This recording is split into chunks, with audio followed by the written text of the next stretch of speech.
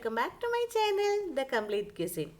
ഇന്ന് ഞാൻ ഒരു അടിപൊളി ചിക്കൻ പാർട്സ് റോസ്റ്റിൻ്റെ റെസിപ്പി ആയിട്ടാണ് വന്നിരിക്കുന്നത്. നമ്മുടെ തട്ടുകടയിൽ നിന്നൊക്കെ കിട്ടുന്ന പോലെ ചപ്പാത്തിക്കും പൊറോട്ടയ്ക്കൊക്കെ കഴിക്കാൻ പറ്റുന്ന ഒരു കിഡിലൻ റെസിപ്പിയാണ്. വളരെ കുറച്ച് ഇൻഗ്രീഡിയൻസിൻ്റെ ആവശ്യമുള്ളൂ. നമുക്ക് ബാച്ചിലേഴ്സിനായാലും നമ്മൾ ജോലിക്ക് പോകുന്ന അമ്മമാർക്കൊക്കെ ആയാലും പെട്ടെന്ന് തന്നെ തയ്യാറാക്കാൻ പറ്റുന്ന നല്ലൊരു റെസിപ്പിയാണ് കേട്ടോ.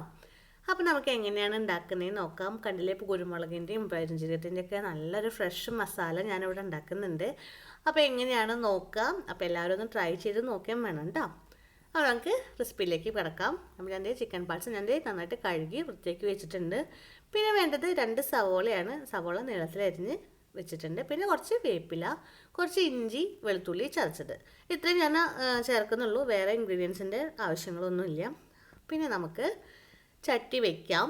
ചട്ടി അപ്പോൾ ഞാൻ ഇരുമ്പിൻ്റെ ചട്ടിയാണ് എടുത്തിരിക്കുന്നത്. നാടൻ റെസിപ്പി ആയതുകൊണ്ട് തന്നെ വെളിച്ചെണ്ണയിലാണ് ഉണ്ടാക്കുന്നത് കേട്ടോ. അപ്പോൾ വെളിച്ചെണ്ണ ചൂടായിട്ട് വരട്ടെ. ഇതിലേക്ക് ചതച്ച് വെച്ചിരിക്കുന്ന ഇഞ്ചി വെളുത്തുള്ളിയുടെ ഇട്ട് കൊടുക്കാം. അപ്പോൾ ഒരു ചെറിയൊരു കഷ്ണം ഇഞ്ചി, ഒരു 5-8 വെളുത്തുള്ളിയും ചതച്ചെടുത്തതാണ്. അളവ് പറയുകയാണെങ്കിൽ ഒരു 1.5 ടേബിൾ സ്പൂണിൻ്റെ അടുത്തേ ഉണ്ടാവുള്ളൂ കേട്ടോ. ഒരു 2 തണ്ട് വേപ്പിലയും കൂടെ ഇട്ട് നമുക്കൊന്ന് വഴറ്റി കൊടുക്കാം. അപ്പോൾ കരിയാണ്ട് നോക്കണം. കരിഞ്ഞിട്ടുണ്ടെങ്കിൽ നമ്മളെ ടേസ്റ്റ് മാറും. അപ്പോൾ ഒന്ന് മൂത്ത് വരുന്ന സമയത്ത് നമുക്കിനി സവോള ഇട്ട് കൊടുക്കാം. അപ്പോൾ ഞാൻ പറയാം, 2 സവോള, ചെറിയ 2 സവോളയാണ് എടുത്തിരിക്കുന്നത്. അത് നീളത്തിൽ ഇങ്ങനെ അരിഞ്ഞിട്ടിരിക്കേണ്ടതാണ്. നല്ല കനം കുറച്ച് അരിഞ്ഞിട്ടുണ്ട്. പിന്നെ കുറച്ച് ഉപ്പും ചേർത്ത് നന്നായിട്ടൊന്ന് വഴറ്റിയെടുക്കാം. ഉപ്പിട്ടാൽ പിന്നെ വേഗം വഴണ്ട് കിട്ടുമല്ലോ. അതിപ്പോൾ വലിയ പണിയൊന്നുമല്ല. ഇപ്പോൾ പിന്നെ എല്ലാത്തിൻ്റെയും ബേസും ഈ ഒരു പ്രോസസ്സാണ് അല്ലേ. അപ്പോൾ ദേ സവോള ഏകദേശം വഴണ്ട് വന്നിട്ടുണ്ട്. ഭയങ്കരമായിട്ട് വാടി കളറൊന്നും ചേഞ്ച് ചെയ്യേണ്ട ആവശ്യമൊന്നുമില്ല കേട്ടോ. ഈ ഒരു പരുവത്തിൽ ആക്കിയിട്ട് എടുത്താൽ മതി. കണ്ടില്ലേ, ഒന്ന് തളർന്ന് ട്രാൻസ്പെറൻ്റ് ആയിട്ട് വന്നിട്ടുണ്ട്.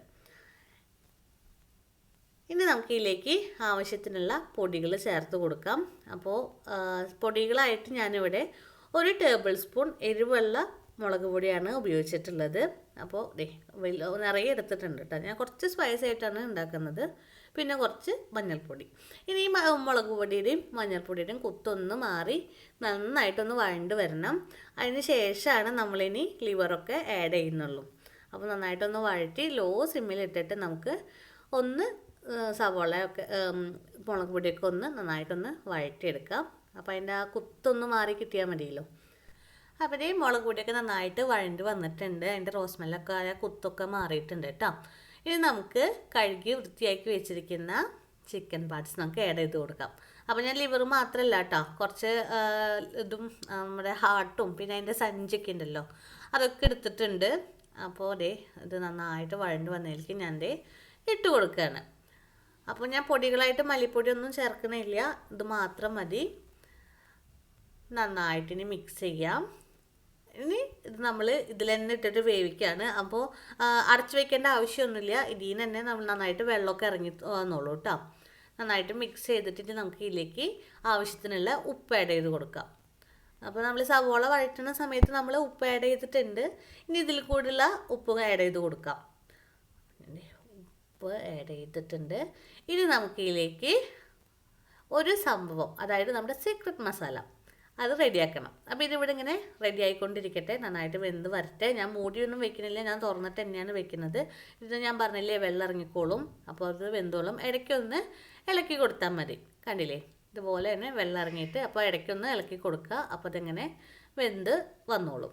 ഇനി വെള്ളമൊക്കെ മാറ്റി നമ്മൾ ഡ്രൈ റോസ്റ്റിൻ്റെ പരുവത്തിലല്ലേ എടുക്കുന്നത്. അത് കാരണം കൊണ്ടാണ് മൂടി വയ്ക്കാത്തത്. അപ്പോൾ വെള്ളം കൂടിയിട്ടുണ്ടെങ്കിൽ പിന്നെ നമ്മൾ കുറേ നേരം ഇട്ടിട്ട് ഇളക്കി എടുക്കേണ്ടിയും വരും. അപ്പോൾ ഇവിടെ റെഡി ആവട്ടെ. നമുക്ക് നമ്മുടെ സീക്രട്ട് മസാല ഉണ്ടാക്കാനായിട്ട് പോവാം. അപ്പോൾ 1 ടേബിൾ സ്പൂൺ കുരുമുളക് എടുക്കുന്നുണ്ട്. അതേ അളവിൽ തന്നെ പെരുംജീരകം. അപ്പോൾ ഈ പെരുംജീരകം കുരുമുളകും നല്ല ഫ്ലേവർ നമുക്ക് കിട്ടും കേട്ടോ. ഇനി ഇതിലേക്ക് കുറച്ച് മസാല ചേർക്കുന്നുള്ളൂ. അപ്പോൾ ഒരു 2 ഏലക്കായ, 2 ഗ്രാമ്പൂ, ഒരു ചെറിയ 2 കഷ്ണം പട്ട. ഇതിങ്ങനെ ഫ്രഷായിട്ട് നമ്മൾ ചതച്ചെടുക്കുകയാണ്. അപ്പോൾ പൊടി മിക്സിയിൽ പൊടിച്ചെടുത്താൽ മതി കേട്ടോ. അത് നമുക്കിതിൽ ഇതിങ്ങനെ ആഡ് ചെയ്ത് കൊടുക്കാം. അപ്പോൾ ഇങ്ങനെ തരിതരിപ്പായിട്ടുള്ളത് തന്നെ നല്ലൊരു ടേസ്റ്റുമാണ്, നല്ലൊരു സ്മെല്ലും ആയിട്ട് നമുക്ക് കിട്ടും കേട്ടോ. അപ്പോൾ അതും കൂടി ഇട്ട് നമ്മളുടെ ലിവർ ഇങ്ങനെ വരട്ടി അങ്ങോട്ട് എടുക്കണം. അപ്പോൾ നല്ല ഡ്രൈ ആയിട്ട് തന്നെ വന്നു. കളറൊക്കെ ചേഞ്ച് ചെയ്തിട്ടുണ്ട്, കണ്ടില്ലേ. ഇനി ഇതേ ഇതിലിട്ടിട്ട് അതിൻ്റെ ആ ഒരു സ്മെല്ലൊക്കെ ഇങ്ങോട്ട് ഇറങ്ങി കഷ്ണത്തുമ്പിലൊക്കെ പിടിച്ച് കഴിഞ്ഞ് നമ്മുടെ കിഡിലൻ റോസ്റ്റ് ഇവിടെ റെഡിയായി. കണ്ടില്ല, എണ്ണ സെപ്പറേറ്റ് ഒക്കെ ആയിട്ട് വന്ന് തുടങ്ങിയിട്ടുണ്ട്. അപ്പോൾ അവസാന ഘട്ടത്തിലേക്ക് എത്തി. ഇനി നമുക്ക് ഇതിലേക്ക് കുറച്ചും കൂടെ വേപ്പിലിട്ട് കൊടുക്കാം. കുറച്ച് പച്ച വെളിച്ചെണ്ണ, അതൊരു മേമ്പൊടിയാണ് കേട്ടോ. അത് നല്ലൊരു സ്മെല്ലാണ് അതങ്ങനെ ഒഴിക്കുന്ന സമയത്ത്. അപ്പോൾ ഞാൻ കുറച്ച് പച്ച വെളിച്ചെണ്ണയും കൂടിയും ഒഴിച്ച് കൊടുക്കുന്നുണ്ട്. എന്നിട്ട് എല്ലാ ഭാഗത്തേക്കും ഒന്ന് മിക്സ് ചെയ്തതിന് ശേഷം നമുക്ക് തീ ഓഫ് ചെയ്യാം.